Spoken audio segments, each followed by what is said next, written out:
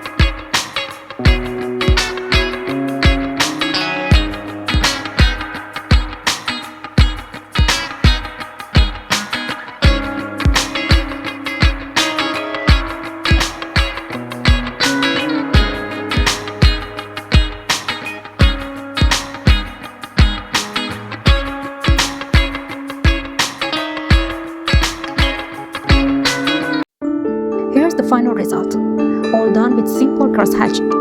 If you enjoyed this process, don't forget to like, comment, and subscribe. Your support helps me create more videos like this. Thank you so much for watching. See you in the next video.